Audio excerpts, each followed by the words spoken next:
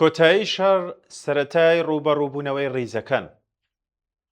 بڵاوبوونەوەی دەقی ڕێکەوتنامەی 14 مادەیی نێوان دەوڵەتی ئەمریکا و کۆماری ئیسلامی کە بڕیارە ڕۆژی هەینی لە ژنێڤ بە شێوەیەکی فەرمی لەلایەن نوێنەرانی هەردوولاوە واژوو بکرێت وەرچەرخانێکی گرنگە لە قەیرانی ئەم دوای ئێران و ناوچەکەدا. ئەم ڕێکەوتنامەیە لە ڕواڵەتدا بڕیارە کۆتایی بهێنێت بە قۆناغی نیزامی شەڕی ئەمریکا و ئیسرائیل لەگەڵ ئێران، بەڵام لە ڕووی سیاسیەوە مانایەکی قوڵتری لە ئاگر بە زیان ڕێکخستنی پەیوەندی ئەمنیەکان هەیە.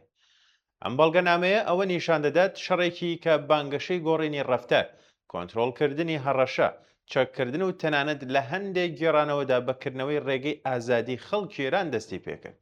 لە کۆتاییدا گەیشتە ڕێکەوتنێک کە بەر لە هەر شتێک مانەوەی کۆماری ئیسلامی مسۆگەر دەکات و پێگەی ڕژێم لە بەرامبەر ڕۆژدا جێگیر دەکات. تا ئەو جێگایی پەیوەندی بە ویلایەتە یەکگرتووەکانی ئەمریکاوە هەبێت.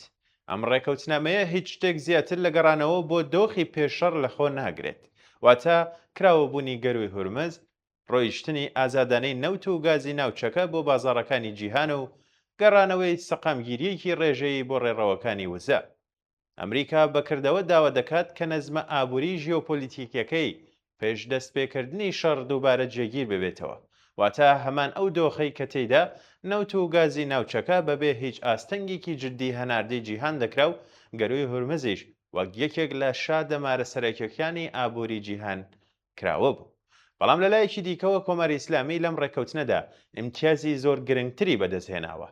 ڕژێمێکی کە لە ماوەی 47 ساڵی ڕابردوودا بەردەوام لە هەوڵی ئەوەدا بووە بوونی خۆی بەسەر ڕۆژئاوە و ئەمریکادا بسەپێنێت، ئێستا دەتوانێت بانگەشەی ئەوە بکات کە نەک هەر لە شەڕەکە ڕزگاری بووە، بەڵکو لەلایەنی بەرامبەریشی ناچار کردووە بوونی بە فەرمی بناسن. بۆ کۆماری ئیسلامی خودیمانەوە لە بەرامبەر گوشاری نظامی، سیاسی و ئابووری ئەمریکادا هەمیشە وەک جۆرێک لە سەرکەوتن نەژمار کراوە. ئەم جارەش ڕێکەوتنی ژنێڤ دەرفەت بە حکومەت دەدات کە لە پرۆپاگاندە ناوخۆیەکانی خۆیدا شەڕەکە وەک شکستی دوژمن و ڕێکەوتنەکەش وەک جێگیربوونی دەسەڵات و بەڵادەستی نیزام لە قەڵەم بدات. گرنگترین ڕەهەندی سیاسی ڕێکەوتنەکە ئەوەیە کە سیاسەتی ناسراو بە گۆڕینی ڕژێم بەکردەوە و بە فەرمی لە بەرنامەی کار لا دەبرێت. ئەمریکا بەڵێنی داوە کە بە هیچ شێوەیەک دەستوەردان لە کاروباری ناوخۆی ئێراندا نەکات. ئەم بەڵێنە تەنانەت ئەگەر لە کردەوەدا لێکدانەوەی جیاوازیشی بۆ بکرێت، لە ڕووی هێماوە بۆ کۆماری ئیسلامی گرنگیەکی زۆری هەیە. حکوومەتێکی کە بەردەوام هەر ناڕزایەتیەکی ناوخۆی بە دەستێوەردانی دەرەکی بەستوەتەوە. ئێستا بەڵگەنامەیەکی لەبەردەستدایە کە دەتوانێت وەک نیشانەیەک بۆ پاشەکشەی ئەمریکا لە پرۆژەی ڕووخاندنی پیشانی بدات. لە پاڵەمەشدا ڕێکەوتنەکە چەند ئیمتیازێکی ئابووری دیاریکراویش لەخۆ دەگرێت. لەوانە هەڵگرتنی بەشێک لە گەمارۆکان، ئازادبوونی ڕێگەی فرۆشتنی نەوت و گەیشتنی کۆماری ئیسلامی بە سەرچاوە داراییەکان. ئەم ئیمتیازانە بۆ حکوومەتێکی کە لە ژێر گوشاری قەیرانی ئابووری، کورتهێنانی بودجە، هەڵاوستان و ناڕزایەتی گشتیدا زۆر حیاتی و گرنگن. تەنانەت ڕێگە پێدانێکی سنووردار بە فرۆشتنی نەوت دەتوانێت بۆ دەسەڵات بە واتای نەفەسێکی دارایی نۆژەنکردنەوەی بەشێک لە تۆڕە وەفادارەکانی سەر بەڕژێم و بنیاتنانەوەی ئەم ڕێزەکانی سەرکوتکردن بێت. سەرڕای ئەوەش بەشێک لە بەندە ئابوووریەکانی ڕێکەوتنەکە زیاتر لەوەی گەرەنتیکی ڕوونی بەجێکردنیان هەبێت. وا دیارە بۆ ڕازاندنەوەی ڕواڵەتی بەڵگەنامەکە و فێڵکردن لە ڕای گشتی جێگیرکراون.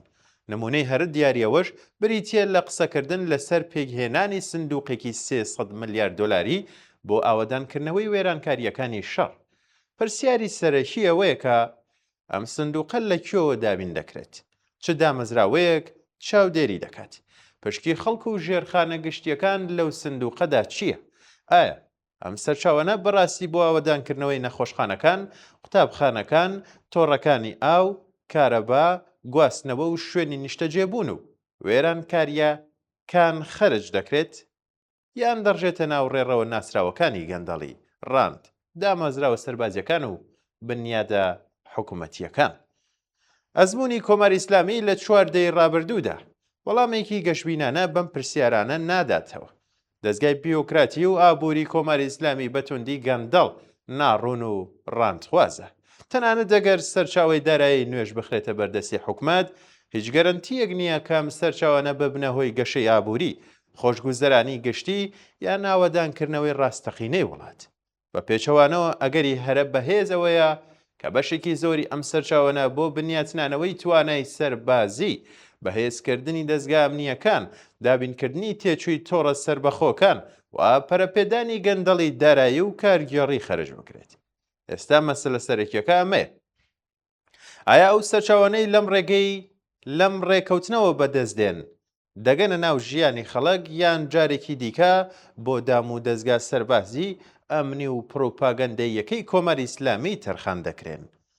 ئەزمونونەکان نیشانیان داوە کە لە نەبوونی ئازادی سیاسی چاودێری جەماوەر ڕێکخراوە سەر بە خۆکاریگەریەکان و میدیای ئازاددا هیچ گەشە سەندنێکی ئابووری بەردەوام بە قازانجی خەڵک ڕوونادات. پارەی نەوت هەڵگرتنی گەمارۆکان و سەرچاو ئازادکراوەکان نەگەر لە ناو ئەم پێک هاتەیەوە تێپەڕ بن پێش ئەوەی پاروەنانێک بخەنە سەر سفرەی خەڵک، توانای سەرکوتکردنی حکومت نۆژەن دەکەنەوە. لەلایەکی دیکەوە ئەم ڕێکەوتنە گورزێکی جددی بوو بۆ بەشێک لە ئۆپۆزیسیۆنی ڕاست. ئەو ڕەوتەی کە ساڵانێک بوو گەمارۆ گوشاری دەرەکی و هێرشی سەربازی وەک ڕێگەی ڕزگاری خەڵکیێران دەناسند. شەڕی ئەم دواییە نیشانیدا کە بۆردومان نە ئازادی بە دیاری دەهێنێت و نە دیموکراسی، ئەنجامەکەی نەبریتی بوو لە ڕوخانی کۆمەری ئیسلامی و نەبەهێزبوونی خەڵک، بەڵکو وڵاتێکی بریندارتر، کۆمەڵگەیەکی هەژارتر، ژێرخانێکی زیان بەرکەوتوتر و حکوومەتێکی کە ئێستا دەتوانێت مانەوەی خۆی وەک سەرکەوتن ڕابگەێنێت. کۆتایی شەڕ سەرەتای ڕوونبوونەوەی ڕیزەکانە. لەلایەکەوە کۆمەری ئیسلامی وەستاوە کە تەنانەت وێرانکاریەکیش بۆ چەسپاندنی دەسەڵاتی خۆی بەکاردێنێت. لەلایەکی دیکەوە بەشێک لە ئۆپۆزیسیۆنی ڕاست کە ڕزگاری و وێرانکاری بە یەک شت دەزانی و شکستی هێنا. لە بەرامبەر هەردووەم بەرەیەدا جەماوەری خەڵکیێران وەستاون، جەماوەرێکی کە خوازیاری ئازادی، نان و ئاسایشن، نەک شەڕی دەرەکی و ستەم و سەرەڕۆیی ناوخۆیی.